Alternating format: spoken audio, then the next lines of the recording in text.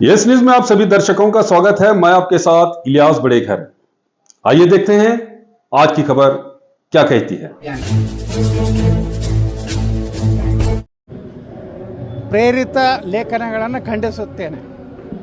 ಇದೆಲ್ಲ ಬಿಡ್ರಿ, ಸ್ವಲ್ಪ ಮಾಧ್ಯಮದವರು ವಿಜಯೇಂದ್ರನ ಪರವಾಗಿ ಭಾರಿ ಅಪಮಾನ ಆಗಿದೆ, ಯತ್ನಾಳ್ರಿಗೆ ಯಾರೂ ಭೇಟಿ ಆಗುವುದಿಲ್ಲ ಅಂದರು, ಹುಷಾರ್ ಅಂದರು, ಇವೆಲ್ಲ ಕಂಪ್ನಿ ಬಂದ್ ಮಾಡಿರಿ. ನಿಮ್ಮ ಏನೂ ಆಗಿಲ್ಲ, ನಮಗೆ ನಮ್ಮದು ಭಾಳ ಗಟ್ಟಿಯಾಗಿದೆ, ನಾವು ಇನ್ನೂ ಗಟ್ಟಿಯಾಗಿದ್ದೀವಿ. ಅದಕ್ಕೆ ಯಾರೂ ಗಾಬರಿ ಆಗುವಂಥದ್ದಿಲ್ಲ, ನಮಗೇನು ಅಪಮಾನ ಆಗಿಲ್ಲ, ಕೈಗೇನೋ ಯಾವುದೂ ಸುಂಕ ಇಲ್ಲಾರ್ದು ಬಂದ್ರೆ ಅಂತ ಹೇಳ್ಯಾರ ಒಬ್ಬ ಮಾಧ್ಯಮದವ್ರು. ಯಾವ ಸುಡುಗಾಡು ಇಲ್ಲ, ಕೈಯಲ್ಲಿ ಬಂಗಾರ ಇಟ್ಕೊಂಡು ಬಂದೀವಿ, ವಿಜಯದ ಸಂಕೇತ ಇಟ್ಕೊಂಡು ದಿಲ್ಲಿಯಿಂದ ಬಂದೀವಿ. ವಿಜಯೇಂದ್ರನ ವಿರುದ್ಧ ವಿಜಯ ಸಂಕೇತ ಬಂದಿದೆ ಅಂತ ಹೇಳ್ತೀವಿ. ವಿಜಯ ನಮಗೆ ವಿಜಯದ ಮೊದಲ ಒಳ್ಳೆಯ ಲಕ್ಷಣಗಳು ದಿಲ್ಲಿಯಲ್ಲಿ ಕಾಣಿಸಿವೆ. ಯಾರಾದರೂ ಮಾಧ್ಯಮದವರು ತಪ್ಪು ಈ ರೀತಿ ನಮ್ಮ ಭೇಟಿಯನ್ನು ಅಪಮಾನ ಮಾಡೋ ರೀತಿಯಲ್ಲಿ ಮಾಡಿದರೆ ಅದು ಖಂಡನೀಯ. ಯಾರೆಲ್ಲ ಭೇಟಿಯಾಗಿದ್ದೀರಿ? ನಾವು ಯಾರಿಗೆ ಭೇಟಿ ಈಗೆಲ್ಲ ಅದನ್ನು ಬಿಡುಗಡೆಗೊಳಿಸೋದಿಲ್ಲ. ಅವ್ರು ಹೇಳಿದ್ದಾರೆ ನಮ್ಗೆ ಯಾರ್ಯಾರು ಭೇಟಿಯಾಗೀವಿ, ಎಲ್ಲೂ ನಮ್ಮ ಹೆಸರು ಪ್ರಸ್ತಾಪ ಮಾಡಬೇಡಿ, ಇದು ಗುಪ್ತ ಇಡಿ, ನಿಮ್ಮೆಲ್ಲರ ಭಾವನೆಗಳು ಹೈಕಮಾಂಡಿಗೆ ಗೊತ್ತಾಗಿದೆ ಅಂತ ನಮಗೆಲ್ಲ ಹೇಳಿದ್ದಾರೆ. ದಿನದಿಂದ ದಿನಕ್ಕೆ ವಿಜಯೇಂದ್ರ ವಿರೋಧಿ ಬಣ ದೊಡ್ಡದಾಗ್ತಾ ಹೋಗ್ತಾರೆ. ಹೌದು, ಈಗ ಜಗದೀಶ್ ಶೆಟ್ಟರ್ ಇರ್ಬೋದು, RS ಶೆಟ್ಟರು ಪರೋಕ್ಷವಾಗಿ ಎಚ್ಚರಿಕೆ ಹೈಕಮಾಂಡ್ ಗಮನಕ್ಕೆ ತಂದಿದ್ದಾರೆ. ಮತ್ತು RSS ಮುಖಂಡರು ಭೇಟಿಯಾಗಿದ್ದಾರೆ ಅನ್ನೋ ಮಾಹಿತಿ ಇದೆ. ಎಲ್ಲನೂ ಸತ್ಯ ಇದೆ. ಎಲ್ಲರೂ ಮನಸ್ಸಿನಲ್ಲಿ ವಿಜಯೇಂದ್ರ ಮುಂದುವರಿಬಾರ್ದು ಅನ್ನೋದು ಇದೆ. ವಿಜಯೇಂದ್ರ ಒಬ್ಬ ಇಮ್ಯಾಚ್ಯೂರ್ಡ್, ಯಾವ ಪಕ್ಷ ಸಂಘಟನೆ ಗೊತ್ತಿಲ್ಲ, ಏನು ಅನುಭವ ಇದೆ ಹೇಳಿ ನೋಡೋಣ. ಬರೀ ನಮ್ಮ ತಂದೆ ಹೆಸರು ಹೇಳ್ಕೊಂಡು ತಂದೆ ಬಂಡವಾಳ ಮೇಲೆ ಜೀವನ ಆಗೋದಿಲ್ಲ. ಸ್ವಂತ ನಮ್ಮ ಶಕ್ತಿನೂ ಬೇಕು, ನಮ್ಮ ಬುದ್ಧಿವಂತಿಕೆ, ನಯ ವಿನಯ, ಸಂಘಟನೆ, ಕಾರ್ಯಕರ್ತರಿಗೆ ಗೌರವ ಕೊಡೋದು, ಹಿರಿಯರಿಗೆ ಗೌರವ ಕೊಡೋದು. ಅವ್ರ ಅಪ್ಪ ಮುಖ್ಯಮಂತ್ರಿ ಇದ್ದಾಗ ವಸೂಲಿ ಮಾಡೋದು ಮಾಡಲಿ, ಆದ್ರೆ ಈಗ ಹಂಗಿಲ್ಲ. ಈಗ ಅಧಿಕಾರನಲ್ಲಿಲ್ಲ, ಅವಾಗ ಮುಖ್ಯಮಂತ್ರಿ ಇದ್ರದ್ದು ಗೌರವ ಕೊಡ್ತಿದ್ರು. ಈಗೇನಿದೆ, ನೀವು ರಾಜ್ಯಾಧ್ಯಕ್ಷನಾಗಿ ಯಾರ ಮ್ಯಾಗೆ ದಬಾಯಿಸ್ಲಿಕ್ಕಾಗೋದಿಲ್ಲ, ಏನಾಗೋದಿಲ್ಲ. ಇವ್ರನ್ನ ಮೂರು ನಮ್ಮ ವಿಚಾರಗಳನ್ನು ನಾವು ಹೇಳಿದ್ದೀವಿ. ಒಂದನೇದ್ದು ಕುಟುಂಬ ರಾಜಕಾರಣದಿಂದ BJP ಮುಕ್ತ ಮಾಡಬೇಕು, ಎರಡನೇದು ಭ್ರಷ್ಟ ಕುಟುಂಬದಿಂದ BJP ಮುಕ್ತ ಆಗಬೇಕು, ಮೂರನೇದು ಹಿಂದುತ್ವ ಆಧಾರದ ಮೇಲೆ ಭಾರತೀಯ ಜನತಾ ಪಾರ್ಟಿ ಕರ್ನಾಟಕದಲ್ಲಿ ಯಾವ ರೀತಿ ನರೇಂದ್ರ ಮೋದಿಯವ್ರ ದೇಶದಲ್ಲಿ ಉತ್ತರ ಪ್ರದೇಶದಲ್ಲಿ ಯೋಗಿ ಇದ್ದಾರೆ ಅಂಥವ್ರ ನಾಯಕತ್ವವನ್ನು ಕೊಡಬೇಕು. ಇದನ್ನು ಮೂರು ಬೇಡಿಕೆಗಳು. ನಾನು ಮಾತಾಡಿದ್ರೆ ಹೋಗುತ್ತೆ ಅಂತ ವಿಜಯೇಂದ್ರ ಹೇಳ್ತಾರೆ. ವಿಜಯೇಂದ್ರ ಹೇಳಿ ನಾ ಮಾತಾಡಿದ್ರೆ, ಇನ್ನೂ ನನ್ನ ಬಗ್ಗೆ ಏನಾರು ಮಾತಾಡಿದ್ರೆ ಅವನ್ನೆಲ್ಲ ಬಿಚ್ಚಿಡ್ತೀನಿ. ನನ್ನ ಬಳಿ ಇದೆ ಇವೆಲ್ಲ ನಾಟಕ, ಬ್ಲ್ಯಾಕ್ ಮೇಲು. ನೀ ಎಷ್ಟು ಯಾರ್ಯಾರಿಗೆ ಮಾಡಿದ್ದಿ, ನಿನ್ನ ಬಳಿ ಏನೇನೋ ನಾಟಕ ಮಾಡಿದ್ದಿ, ನಿನ್ನ ಬಳಿ ಒಂದು ಟೀಮ್ ಇದೆ ಬ್ಲ್ಯಾಕ್ ಮೇಲ್ ಮಾಡೋಲ್ಲ, ಒಂದು ಟೀಮ್. ಇವೆಲ್ಲ ಬಿಟ್ಟುಬಿಡು ವಿಜಯೇಂದ್ರ, ಇದಕ್ಕೆ ಯಾರೂ ಅಂಜೋರಲ್ಲ. ನೀ ಏನಾರ ನಾಟಕ ಮಾಡಿದ್ರೆ ನಮ್ಮ ಬಳಿನೂ ಸಾಕಟ್ಟಿದೆ. ಈಗ ನಾಳೆ ಫಲಿತಾಂಶ ಸಲುವಾಗಿ ಕೆಲವರು ಹೈಕಮಾಂಡ್ ವಿಳಂಬ ಮಾಡ್ತಾ ಇದ್ದಾರೆ ಅಂತ ಸರ್, ಎಲ್ಲರನ್ನ ಕರೆದು ಮಾಡಿದ್ವಿ. ನಾಳೆ ಫಲಿತಾಂಶ ಮುಗಿಯುತ್ತೆ, ಆಮೇಲೆ 10ನೇ ತಾರೀಕೇನೋ ಕರೀತಾರೆ ಅಂತ ಕರೀ. ನನಗೇನು ಮಾಹಿತಿ ಇಲ್ಲ, ನಮ್ಗೆ ಯಾರೂ ಎಚ್ಚರಿಕೆ ಕೊಟ್ಟಿಲ್ಲ. ಅದು RS ಅಶೋಕ್ ಅವರು ಇವತ್ತು ಅವ್ರ ಹೇಳಿಕೆ, ಅವರು RS ಅಶೋಕ್ ಅವರು ಸಹ ಹೇಳಿದ್ದಾರೆ, ಎಲ್ಲರ ಪ್ರೀತಿ ಗಳಿಸೋದವರು ಅಧ್ಯಕ್ಷ ಆಗ್ಬೇಕಂತ ಹೇಳ್ಯಾರೆ. ಇವತ್ತು ನಿರಾಣಿ ಹೇಳಿದ್ದಾರೆ, ಅಪ್ಪ ಮಾಡಿದ್ದಕ್ಕೆ ಮಗಗೂ ಎಲ್ಲ ಅದನ್ನು ಕ್ರೆಡಿಟ್ ಸಿಗಬೇಕು ಅನ್ನೋವಂಥದ್ದು ನಿರಾಣಿ ಸಹಿತ ವಿರೋಧ ಮಾಡಿದ್ದಾರೆ. ಇದೆಲ್ಲ ಏನು ಸಂಕೇತ ಕೊಡ್ತದಂದರೆ, ಭಾರತೀಯ ಜನತಾ ಪಾರ್ಟಿ ಕರ್ನಾಟಕದಲ್ಲಿ ಹೊಸ ಯುಗ ಪ್ರಾರಂಭ ಆಗಲಿಕ್ಕೆ ಮೊದಲ ಪ್ರಳಯ, ಗಾಳಿ, ಮಳೆ, ಬೆಂಕಿ, ಚಂಡಮಾರುತ ಎಲ್ಲ ಬೀಸಿ ಮತ್ತು ಶಾಂತವಾದ ವಾತಾವರಣ ಕರ್ನಾಟಕಕ್ಕೆ ಬರ್ತದೆ. BJPಯಲ್ಲಿ ಒಳ್ಳೆಯ ನಾಯಕತ್ವ ಕರ್ನಾಟಕದಲ್ಲಿ ಸಿಗ್ತದೆ. ದೇಶಕ್ಕೆ ಹಂಗೆ ನರೇಂದ್ರ ಮೋದಿಯವರು ಸಿಕ್ಕಾರೆ, ಉತ್ತರ ಪ್ರದೇಶಕ್ಕೆ ಹಂಗೆ ಯೋಗಿ ಸಿಕ್ಕಾರೆ, ಕರ್ನಾಟಕ ಒಬ್ಬ ಹಿಂದುತ್ವದ ನಾಯಕ ಸಿಗ್ತಾನೆ. ಅಲ್ಲ, ಯಾರು ನೇತೃತ್ವ ವಹಿಸ್ತಾರೆ ಸರ್? ಯಾರು ನಾವು ಎಲ್ಲರೂ ಒಂದದೀವಿ. ಯಾವುದೇ ಜನಾಂಗದಲ್ಲಿ ಕೊಟ್ಟರು ಸಹ ನಾವು ಸಮಾಧಾನ ಇದ್ದೀವಿ. ಲಿಂಗಾಯತರಿಗೆ ಕೊಡಬೇಕಂತೇನಿಲ್ಲ. ಈ ದಲಿತರೊಳಗೂ ಯೋಗ್ಯ ಅಧ್ಯಕ್ಷರಾಗೋರು ಇದ್ದಾರೆ, ST ಜನಾಂಗದಲ್ಲಿಯೂ ಯೋಗ್ಯ ಅಧ್ಯಕ್ಷರಾಗೋರು ಇದ್ದಾರೆ, ಹಿಂದುಳಿದ ವರ್ಗದಲ್ಲಿಯೂ ನಮ್ಮಲ್ಲಿ ಯೋಗ್ಯ ಅಧ್ಯಕ್ಷರಾಗೋರು ಇದ್ದಾರೆ, ಬ್ರಾಹ್ಮಣರಲ್ಲಿಯೂ ಸಹಿತ ನಮ್ಮಲ್ಲಿ ಯೋಗ್ಯ ಅಧ್ಯಕ್ಷರಾಗೋರು. ಅಂದರೆ ಜಾತಿ ಒಳಗೆ ಸಮರ್ಥ ಅಧ್ಯಕ್ಷರು ಭಾಳ ಮಂದಿ ಇದ್ದಾರೆ. ಬರೀ ಯತ್ನಾಳಿಲ್ಲ, ವಿಜೇಂದ್ರ ಇಲ್ಲ, XYZ ಇಲ್ಲ, ಎಲ್ಲ ಜನಾಂಗದಲ್ಲಿಯೂ ಒಳ್ಳೆಯ ನಾಯಕತ್ವ ಇದೆ. ಪಕ್ಷ ಜಾತಿ ಸಮೀಕರಣ ನೋಡಿ ಪಕ್ಷಕ್ಕೆ ಯಾರಿಂದ ಹೆಚ್ಚು ಲಾಭ ಆಗ್ತದೆ, ಹೆಚ್ಚು ಮತದಾರನ ಪಕ್ಷದ ಕಡೆ ಸೆಳೆಯುವಂಥ ಶಕ್ತಿ ಯಾರಿಗಿದೆ ಅವ್ರು ಮಾಡ್ತಾರೆ. ಅರವಿಂದ್ ನಿಂಬಾಳ ಹೆಸರನ್ನು ಭಾಳಷ್ಟು ಪ್ರಸ್ತಾಪ ಮಾಡ್ತಾರೆ ನೋಡಿ, ಎಲ್ಲರದು ಇದೆ. ಅದೇ ದಲಿತರು ಬಂದರೆ ಈಗ 2-3 ಮಂದಿ ಹೆಸರಿದೆ, ST ಜನಾಂಗ ಬಂದರೆ 2-3 ಮಂದಿ ಇದ್ದಾರೆ, OBCದು ಬಂದರೆ 2-3 ಮಂದಿ ಇದ್ದಾರೆ, ಬ್ರಾಹ್ಮಣರು ಬಂದರೆ 2-3 ಮಂದಿ ಇದ್ದಾರೆ, ಲಿಂಗಾಯತರು, ವೀರಶೈವರು, ಬಂದರೆ ಬಹಳಷ್ಟು ಜನ ಅದಾರೆ. ಸಮರ್ಥರಿದ್ದಾರೆ ಅಂತ ಹೇಳ್ತೀನಿ. ಹಾಂ ಎಲ್ಲ ಸಮರ್ಥರದಾರ.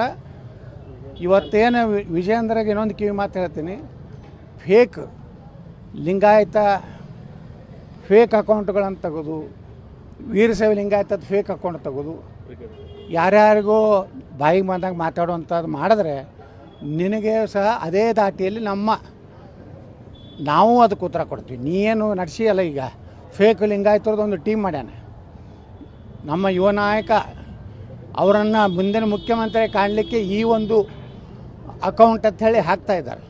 ನೀ ಮಾಡಿದಂದ್ರೆ ನಿಮ್ಮ ಅಪ್ಪನಂಥ ಅಕೌಂಟ್ಗಳು ನಾವು ಮಾಡ್ತೀವಿ. ನಾವು ಹಿಂದುತ್ವದ ಕಾರ್ಡ್ ಆಡ್ತೀವಿ, ನೀ ಲಿಂಗಾಯತರ ಕಾರ್ಡ್ ಆಡಿ. ಸರ್, ಈಗ ಮೊನ್ನೆ ಒಂದು ವಿಚಾರ ಪ್ರಸ್ತಾಪ ಇದೆ ಅಂತಾರೆ, ತಮ್ಮ ಹೆಸರು ನಿಮಗೆ ಆಫರ್ ಕೊಟ್ಟರೆ ನೀವು ಬಿಡ್ಡಿ ಯಾವುದೂ ಆಫರ್ ಇಲ್ಲ, ಯಾವುದೂ ಚರ್ಚೆ ಇಲ್ಲ. ಎಲ್ಲ ಸಮಗ್ರವಾಗಿ ರಾಜ್ಯಾಧ್ಯಕ್ಷರ ಒಂದು ಏನು ಚುನಾವಣೆ ಆಗ್ತದೆ, ಅದ್ರ ಮೇಲೆ ಆ ಜಾತಿ ಸಮೀಕರಣ ಮೇಲೆ ಮತ್ತೆ ಹೊಸ ಸಮೀಕರಣ ಪ್ರಾರಂಭ. ಈಗ ಸೌದಿಯವರು ಇದನ್ನು ಹೇಳಿದ್ದಾರೆ ಸರ್, ಪರೋಕ್ಷ ಇಬ್ಬರು ಬದಲಾಗ್ತಾರೆ. ಸೌದಿಯವರು ತಮ್ಮ ಪಕ್ಷದ ನೋಡ್ಕೊಳ್ಳಿ. ಕಾಂಗ್ರೆಸ್ನಾಗ ದೊಡ್ಡ ಕತ್ತಿ ಬಿದ್ದೈತೆ ದಾಟದಾಗ. BJP ಒಳಗೆ ಬಿದ್ದು ನೊಣದ ಬಗ್ಗೆ ಯಾಕೆ ಚಿಂತೆ ಮಾಡ್ತಾರೆ? ತಮ್ಮ ಪಾರ್ಟಿದು ನೋಡ್ಕೊಳ್ಳಿ. ಅಲ್ಲಿ ಒಬ್ಬ ರಾಹುಲ್ ಗಾಂಧಿ ಸಿದ್ದರಾಮಯ್ಯಿಂದ, ಪ್ರಿಯಾಂಕಾ ವಾಡ್ರಾ ಮತ್ತು ರವ್ವ ಯಾರು DK ಶಿವಕುಮಾರಿಂದ ಅವಕ್ಕೂ ತಾಳಿಲ್ಲ ಮೇಳಿಲ್ಲ BJP ತೊಗೊಂಡು ಏನು ಸುಡಾಡ್ ಮಾಡೋರದಾರ ಅವರು. ಈಗ ನಿಮ್ಮದು ಸಿಂಗಲ್ ಅಜೆಂಡಾ ರಾಜ್ಯಾಧ್ಯಕ್ಷರು? ನಮ್ದಲ್ಲಿ ಸಿಂಗಲ್ ಅಜೆಂಡ ಇಲ್ಲ. BJPಯ ಇಲ್ಲಿ ರಾಜ್ಯದಲ್ಲಿ ಅದನ್ನು ಪುನರುತ್ಥಾನ ಮಾಡಬೇಕಾಗಿದೆ. ಅರ್ಹರ ಕೈಗೆ ಯೋಗ್ಯರ ಕೈಗೆ ಮಾಡಬೇಕಾಗಿದೆ. ಇಂಥ ಭ್ರಷ್ಟರ ಕೈಗೆ ಪಕ್ಷವನ್ನು ಮುಕ್ತ ಮಾಡಬೇಕಾಗಿದೆ. ಸರ್, ಈಗ ಒಂದು ವೇಳೆ ಚುನಾವಣೆ ನಡೆದರೆ ಅಧ್ಯಕ್ಷರು ಮತ ಹಾಕಬೇಕು. ಅವರು ಕೆಲವರು ಹೇಳಿದಾರಂತ, ಈಗ ಯಾರು ಬಾಕಿ ಉಳಿದ ಕ್ಷೇತ್ರಗಳಲ್ಲಿ ಉಳಿದವ್ರಿಗೆ ನನಗೆ ಓಟ್ ಹಾಕಿದರೆ ನಾನು ಕಂಟಿನ್ಯೂ ಮಾಡ್ತೀನಿ ಅನ್ನೋ ಸ್ಥಿತಿ ಇದೆ ಅಂತ. ಅದು ಅವ ಮಾಡ್ತಾನೆ ಬಿಡ್ರಿ, ಅವ ಮೊದಲು ಹಿಡಿದು ಇದೇ ಮಾಡ್ಯಾನ. ವಿಜೇಂದ್ರ ಕಾಯ್ಕನೇ ಇದೆ. ನಮ್ಮ ಎಲ್ಲ ಲೆಟ್ರ್ ಹೋಗ್ತಿದ್ವಲ್ಲ ಅವ್ರ ಅಪ್ಪನ ಬಳಿ ಮುಖ್ಯಮಂತ್ರಿ ಇದ್ದಾಗ, ಯತ್ನಾಳ್ ಅಂದ್ರೆ ತೆಗೆದಿಡ್ತಿದ್ದ. ಜಗಳ ಅಲ್ಲೇ ಚಾಲು ಆಗಿತ್ತು. ಬಿಜಾಪುರ ನಗರಕ್ಕೆ 125 ಕೋಟಿ ರೂಪಾಯಿ ಬಜೆಟ್ನಲ್ಲಿ ನಮ್ಮ ಡೆವಲಪ್ಮೆಂಟ್ಗೆ ಇದ್ದಂಥ ಹಣ ವಿಜೇಂದ್ರ ವಾಪಸ್ ತೊಗೊಂಡ. ಅವತ್ತೇ ನಮ್ಮ ಜಗಳ ಚಾಲಾಗಿದ್ವಿ. ಯಾಕಂದರೆ ಇಟ್ಟು ಬಿಜಾಪುರ ಇಟ್ಟು ಡೆವಲಪ್ಮೆಂಟ್ ಆಗ್ತಿದ್ದಿಲ್ಲ. ನಾವು ಹೋರಾಟ ಮಾಡ್ತಿದ್ರಿ. ನಾನು ಏನು ಭಾಳ ಆದ್ರೆ ಒಂದು ಮಂತ್ರಿ ಮಾಡ್ತಿದ್ರು ಅಥವಾ ಒಂದಿಟ್ಟೆ ಹಣ ಕೊಟ್ಟು ಬಾಯಿ ಮುಚ್ತಿದ್ರು.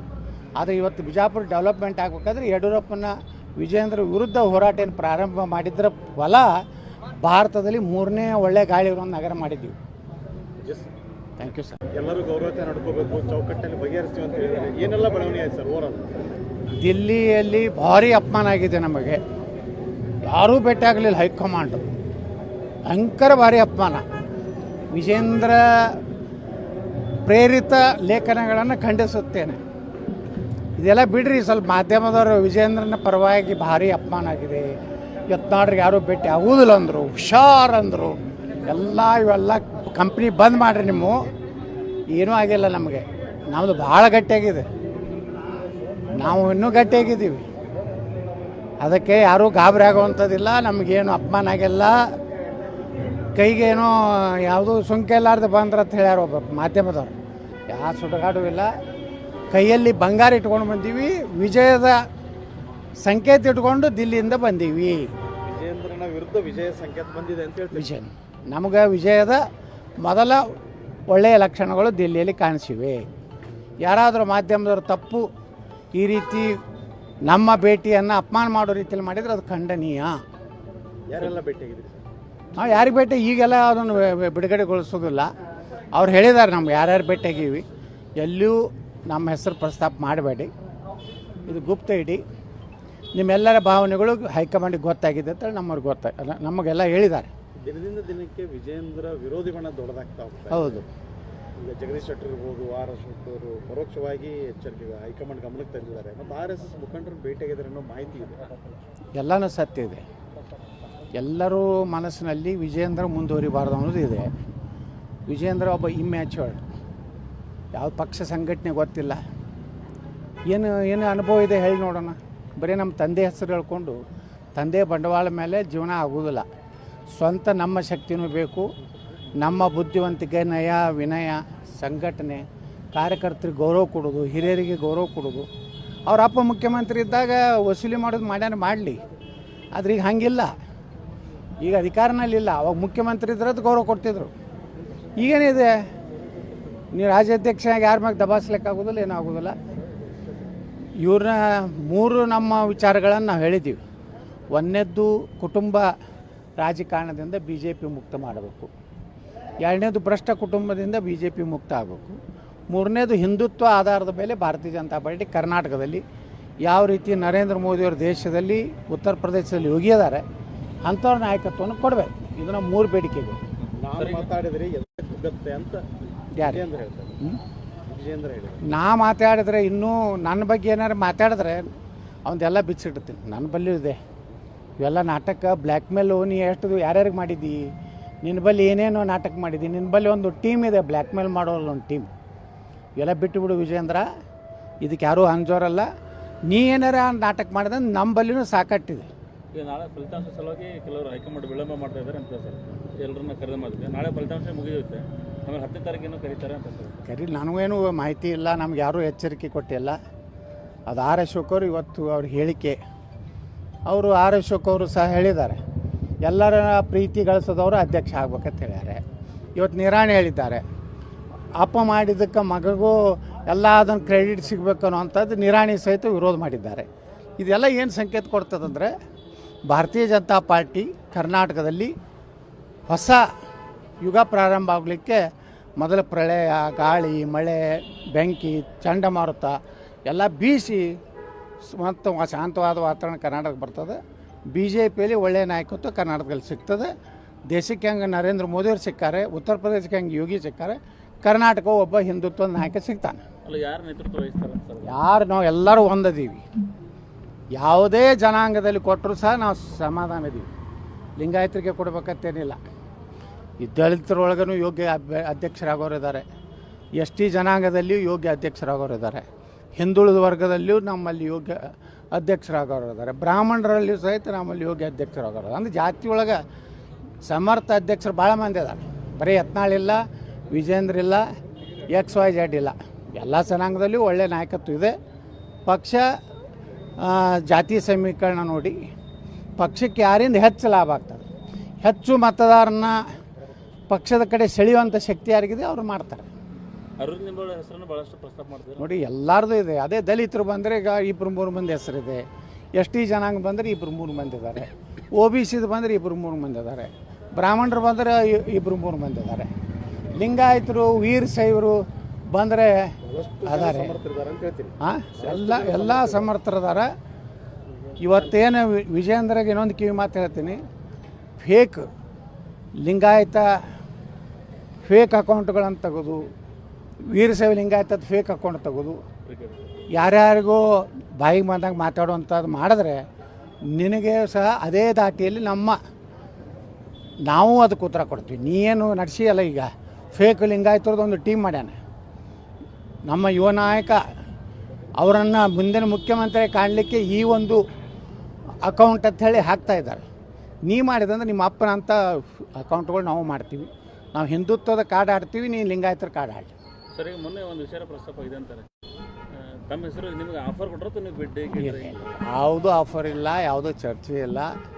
ಎಲ್ಲ ಸಮಗ್ರವಾಗಿ ರಾಜ್ಯಾಧ್ಯಕ್ಷರ ಒಂದು ಏನು ಚುನಾವಣೆ ಆಗ್ತದೆ, ಅದ್ರ ಮೇಲೆ ಆ ಜಾತಿ ಸಮೀಕರಣ ಮೇಲೆ ಮತ್ತೆ ಹೊಸ ಸಮೀಕರಣ ಪ್ರಾರಂಭ ಆಗ್ತದೆ. ಸೌದಿಯವರು ಇದನ್ನು ಹೇಳಿದ್ದಾರೆ ಸರ್, ಪರೋಕ್ಷ ಇಬ್ಬರು ಬದಲಾಗ್ತಾರೆ. ಸೌದಿಯವರು ತಮ್ಮ ಪಕ್ಷದಾಗ ನೋಡ್ಕೊಳ್ಳಿ. ಕಾಂಗ್ರೆಸ್ನಾಗ ದೊಡ್ಡ ಕತ್ತಿ ಬಿದ್ದೈತೆ ದಾಟದಾಗ. BJP ಒಳಗೆ ಬಿದ್ದು ನೊಣದ ಬಗ್ಗೆ ಯಾಕೆ ಚಿಂತೆ ಮಾಡ್ತಾರೆ? ತಮ್ಮ ಪಾರ್ಟಿದು ನೋಡ್ಕೊಳ್ಳಿ. ಅಲ್ಲಿ ಒಬ್ಬ ರಾಹುಲ್ ಗಾಂಧಿ, ಸಿದ್ದರಾಮಯ್ಯಿಂದ ಪ್ರಿಯಾಂಕಾ ವಾಡ್ರಾ ಮತ್ತು ರವ್ವ ಯಾರು DK ಶಿವಕುಮಾರಿಂದ ಅವಕ್ಕೂ ತಾಳಿಲ್ಲ ಮೇಳಿಲ್ಲ, BJP ತೊಗೊಂಡು ಏನು ಸುಡಾಡ್ ಮಾಡೋರದಾರ ಅವರು. ಈಗ ನಿಮ್ಮದು ಸಿಂಗಲ್ ಅಜೆಂಡಾ ರಾಜ್ಯಾಧ್ಯಕ್ಷರು? ನಮ್ಮದಲ್ಲಿ ಸಿಂಗಲ್ ಅಜೆಂಡಾ ಇಲ್ಲ. BJPಯ ಇಲ್ಲಿ ರಾಜ್ಯದಲ್ಲಿ ಅದನ್ನು ಪುನರುತ್ಥಾನ ಮಾಡಬೇಕಾಗಿದೆ. ಅರ್ಹರ ಕೈಗೆ, ಯೋಗ್ಯರ ಕೈಗೆ ಮಾಡಬೇಕಾಗಿದೆ. ಇಂಥ ಭ್ರಷ್ಟರ ಕೈಗೆ ಪಕ್ಷವನ್ನು ಮುಕ್ತ ಮಾಡಬೇಕಾಗಿದೆ. ಸರ್, ಈಗ ಒಂದು ವೇಳೆ ಚುನಾವಣೆ ನಡೆದರೆ ಅಧ್ಯಕ್ಷರ ಮತ ಹಾಕಬೇಕು. ಅವರು ಕೆಲವರು ಹೇಳ್ತಾರಂತ, ಈಗ ಯಾರು ಬಾಕಿ ಉಳಿದ ಕ್ಷೇತ್ರಗಳಲ್ಲಿ ಉಳಿದವ್ರಿಗೆ ನನಗೆ ಓಟ್ ಹಾಕಿದರೆ ನಿಮ್ಗೆ ಕಂಟಿನ್ಯೂ ಮಾಡ್ತೀನಿ ಅನ್ನೋ ಸ್ಥಿತಿ ಇದೆ ಅಂತ. ಅದು ಅವ ಮಾಡ್ತಾನೆ ಬಿಡ್ರಿ, ಅವ ಮೊದಲು ಹಿಡಿದು ಇದೇ ಮಾಡ್ಯಾನ. ವಿಜೇಂದ್ರ ಕಾಯ್ಕನೇ ಇದೆ. ನಮ್ಮ ಎಲ್ಲ ಲೆಟ್ರ್ ಹೋಗ್ತಿದ್ವಲ್ಲ ಅವ್ರ ಅಪ್ಪನ ಬಳಿ ಮುಖ್ಯಮಂತ್ರಿ ಇದ್ದಾಗ, ಯತ್ನಾಳ್ ಆದ್ರೆ ತೆಗೆದಿಡ್ತಿದ್ದ. ಜಗಳ ಅಲ್ಲೇ ಚಾಲು ಆಗಿತ್ತು. ಬಿಜಾಪುರ ನಗರಕ್ಕೆ 125 ಕೋಟಿ ರೂಪಾಯಿ ಬಜೆಟ್ನಲ್ಲಿ ನಮ್ಮ ಡೆವಲಪ್ಮೆಂಟ್ಗೆ ಇದ್ದಂಥ ಹಣ ವಿಜೇಂದ್ರ ವಾಪಸ್ ತೊಗೊಂಡ. ಅವತ್ತೇ ನಮ್ಮ ಜಗಳ ಚಾಲಾಗಿದ್ವಿ. ಯಾಕಂದರೆ ಇಟ್ಟು ಬಿಜಾಪುರ ಇಟ್ಟು ಡೆವಲಪ್ಮೆಂಟ್ ಆಗ್ತಿದ್ದಿಲ್ಲ. ನಾವು ಹೋರಾಟ ಮಾಡ್ತಿದ್ರಿ. ನಾನು ಏನು ಭಾಳ ಆದ್ರೆ ಒಂದು ಮಂತ್ರಿ ಮಾಡ್ತಿದ್ರು ಅಥವಾ ಒಂದಿಟ್ಟೆ ಹಣ ಕೊಟ್ಟು ಬಾಯಿ ಮುಚ್ತಿದ್ರು. ಆದರೆ ಇವತ್ತು ಬಿಜಾಪುರ ಡೆವಲಪ್ಮೆಂಟ್ ಆಗಬೇಕಾದ್ರೆ ಯಡಿಯೂರಪ್ಪನ ವಿಜೇಂದ್ರ ವಿರುದ್ಧ ಹೋರಾಟ ಏನು ಪ್ರಾರಂಭ ಮಾಡಿದ್ರ ಫಲ ಭಾರತದಲ್ಲಿ 3ನೇ ಒಳ್ಳೆ ಗಾಳಿ ಇರೋ ನಗರ ಮಾಡಿದ್ದೀವಿ. Thank you sir. ಎಲ್ಲರೂ ಗೌರವತೆ ನಡ್ಕೋಬೇಕು, ಚೌಕಟ್ಟಲ್ಲಿ ಬಗೆಹರಿಸ್ತೀವಿ ಅಂತ ಹೇಳಿದ್ದಾರೆ. ಏನೆಲ್ಲ ಬೆಳವಣಿಗೆ ಆಯ್ತು ಸರ್ ಓವರಾಲ್? ದಿಲ್ಲಿಯಲ್ಲಿ ಭಾರಿ ಅಪಮಾನ ಆಗಿದೆ ನಮಗೆ. ಯಾರೂ ಭೇಟಿ ಆಗಲಿಲ್ಲ ಹೈಕಮಾಂಡ್, ಭಯಂಕರ ಭಾರಿ ಅಪಮಾನ. ವಿಜೇಂದ್ರ ಪ್ರೇರಿತ ಲೇಖನಗಳನ್ನು ಖಂಡಿಸುತ್ತೇನೆ. ಇದೆಲ್ಲ ಬಿಡ್ರಿ, ಸ್ವಲ್ಪ ಮಾಧ್ಯಮದವರು ವಿಜೇಂದ್ರನ ಪರವಾಗಿ ಭಾರಿ ಅಪಮಾನ ಆಗಿದೆ. ಯತ್ನಾಳ್ರಿಗೆ ಯಾರೂ ಭೇಟಿ ಆಗುವುದಿಲ್ಲ ಅಂದರು, ಹುಷಾರ್ ಅಂದರು. ಇವೆಲ್ಲ ಕಂಪ್ನಿ ಬಂದ್ ಮಾಡಿರಿ, ನೀವು ಏನೂ ಆಗಿಲ್ಲ ನಮಗೆ. ನಮ್ಮದು ಭಾಳ ಗಟ್ಟಿಯಾಗಿದೆ, ನಾವು ಇನ್ನೂ ಗಟ್ಟಿಯಾಗಿದ್ದೀವಿ. ಅದಕ್ಕೆ ಯಾರೂ ಗಾಬರಿ ಆಗುವಂಥದ್ದಿಲ್ಲ. ನಮಗೇನು ಅಪಮಾನ ಆಗಿಲ್ಲ, ಕೈಗೇನೋ ಯಾವುದೂ ಸುಂಕ ಇಲ್ಲಾರ್ದು ಬಂದ್ರೆ ಅಂತ ಹೇಳ್ಯಾರ ಒಬ್ಬ ಮಾಧ್ಯಮದವ್ರು. ಯಾವ ಸುಡುಗಾಡು ಇಲ್ಲ, ಕೈಯಲ್ಲಿ ಬಂಗಾರ ಇಟ್ಕೊಂಡು ಬಂದೀವಿ, ವಿಜಯದ ಸಂಕೇತ ಇಟ್ಕೊಂಡು ದಿಲ್ಲಿಯಿಂದ ಬಂದೀವಿ. जैसा कि आप सब जानते हैं कि आप सभी का प्यार हमारे साथ कायम है। इसी तरह से हमारे इस चैनल को प्यार करते रहिए और हमारी सारी खबरों को लाइक, शेयर और सब्सक्राइब करना ना भूलिए। हमारा यही मकसद है कि आपको हर खबर जो है जैसा है वैसा ही आपको हम दिखाते रहेंगे, ना किसी का पक्ष लेंगे, ना किसी के विरोध में जाएंगे। हमारे कदम सच के साथ।